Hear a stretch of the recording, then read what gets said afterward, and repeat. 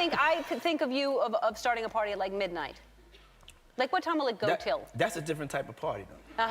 So it looks like Ellen's deceased DJ Twitch didn't actually unalive himself like we were told, because some new incriminating evidence that has been released proves that Ellen and Diddy may have had something to do with this situation. Apparently, Twitch knew some things he wasn't supposed to know, and they wasted in no time deleting him before he could open his mouth. There are some very disturbing rumors that Ellen was involved in Diddy's freak-off parties, and that there are several tapes of her at them parties doing some very sinister things with the escorts that Diddy hired. Word on the street is Ellen went as far as trying to recruit Twitch into them freak-offs, but he wasn't rocking with any of the foolishness and rejected the offer. But the thing with offers like that is that you can't just say no and be left alive. Unfortunately, Twitch didn't know that, and within days of him rejecting that offer, he was found dead. A lot of celebrities have been getting sucked into this mess with Diddy ever since he got exposed. It seems like everybody in Hollywood was involved in his illegal activities and knew exactly what he was doing, but they either kept quiet about it or they participated. Most of us already knew about Beyonce, Jay-Z, Kim Kardashian, and J-Lo's involvement, but most people weren't expecting Ellen DeGeneres to be on the list. I mean, it's public knowledge that Ellen is not the good person she presents herself to be, but nobody thought her nasty behavior actually went as far as her helping to unalive people. Some of y'all don't know this, but Ellen used to have a very close bond with Diddy before all of this, and she got invited to every single one of his parties. Not only that, but Diddy is actually one of the most invited celebrities on her show with over 17 appearances. Do y'all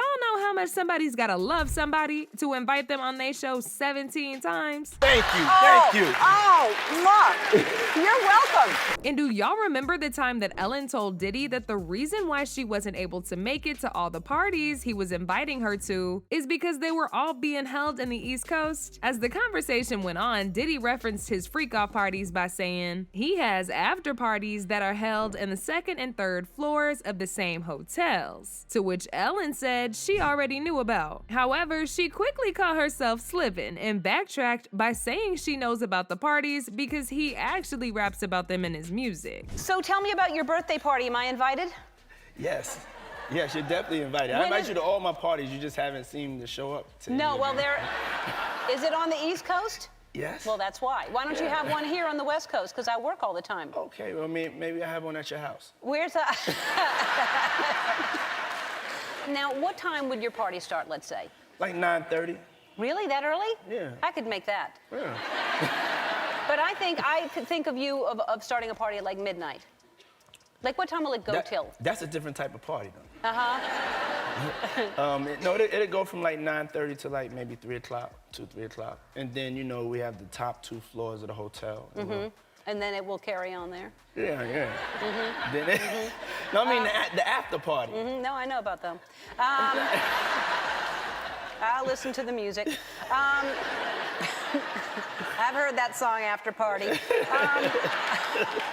Like, you cannot make this up, y'all. They really sat there and played in our faces. But at the time, people didn't really read into it much because we obviously didn't know half the things that we know about Diddy today. However, people started to revisit everything after a video went viral of Ellen getting visibly nervous and literally rushing to get into her car after she was asked of her thoughts on the SA allegations against Diddy. It's only fair that she would be asked that, considering they used to be so close. But for some reason, Ellen went into full panic mode and jumped in her car before they could ask her any other questions about her good old friend Diddy. It's almost as if she was running from the question. Ellen, were you surprised by the allegations about P. Diddy? Did that surprise you about P. Diddy? He's been on your show many times. Her response to the question was really weird, and it made people very suspicious of her. Aside from her already being known for mistreating and underpaying her workers, she was also exposed a little while ago for being a control freak and making her wife, Portia, quit her job as an actress to become her little housewife. But none of that compares to the rumors about her being behind the tragic death of her ex-girlfriend, Hench. But it gets even worse, because Anne died August August 11th of 2022, almost 4 months to the day that Ellen's DJ Twitch was also found dead, like it's some sort of ritualistic death. Now, for those of y'all who don't know, Anne was an actress, and she and Ellen started dating in 1997 before breaking up in 2000. At the time, there weren't a lot of LGBTQ celebrities having openly gay relationships, so they were talked about a lot, and their relationship was publicized for the entire world to see. At the time, people thought that Ellen was the one who broke up with Anne, but Anne later revealed during a 2021 episode of her podcast, Better Together with Anne, that she was actually the one who dumped Ellen, because Ellen was only focused on her money and would literally sell her soul to have it all if given the chance. I broke up with her because her goal was to have a lot of money. Mine was to find love, and hers was, I want 60 billion. Good luck. Our forks are never gonna meet. The further we stay on with this, the further we will be apart. During that same podcast, she also accused Ellen of trying to put her in a mental facility. Not only that, but after their nasty breakup, Ellen worked overtime to make sure that Anne didn't get any more acting gigs. She completely blackballed her and buried her career. Every single truth that I spoke, I was hit more, buried more, or despised more, and then had calculated visions and circulations of systems that spun me up and out of the system that would in any way challenge the fact that she was not telling her own truth but another's. Why do you think she tried to put me in an institution, folks? I called my mother. Guess what? 2 people who wanted more than anything to have my truth buried. It was not my timing. I did not and could not ask God for what that would be.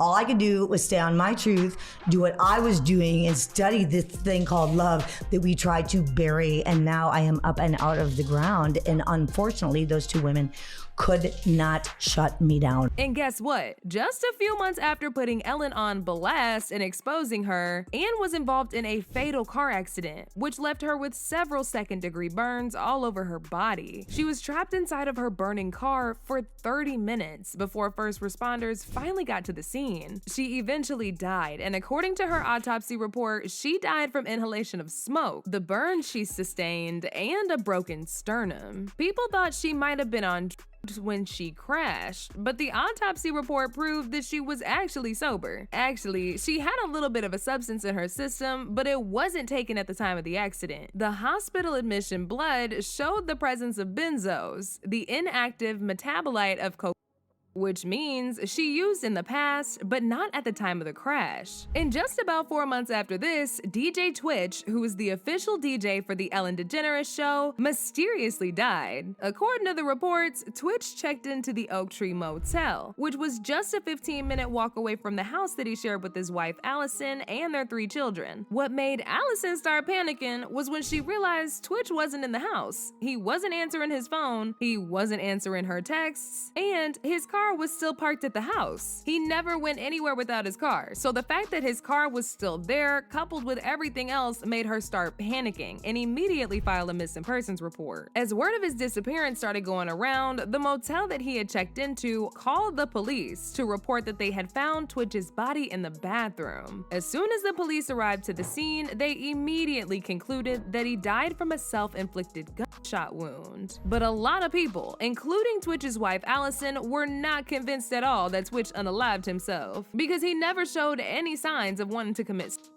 He honestly seemed like he loved being with his family. And I mean, you can't really tell if somebody is truly happy or not just by looking at them. But Twitch's death was hella suspicious, especially considering the fact that police started acting funny with the investigation and changing up some details. For example, when he was found, it was reported that he hadn't left any note. But after a couple days, the police backtracked and claimed that there actually was a note found and it contained some explanations as to why he did it. What's even crazier is that the feds really would have never come out to clarify anything if TMZ hadn't gone behind their back to report about the note. And I mean, if it's just a regular suicide note, then why lie about its existence? The police were definitely hiding something. When all of this came out, people started speculating that maybe Twitch had been sucked into Diddy's world of freak-offs by Ellen and knew way too much. I mean, Ellen literally admitted on national television that she knew the things that went on in them parties. It's really not crazy to think she might have tried recruiting Twitch, but he refused, and they decided to silence him before he exposed them. One person said, "As soon as I heard this about both Ann and Twitch,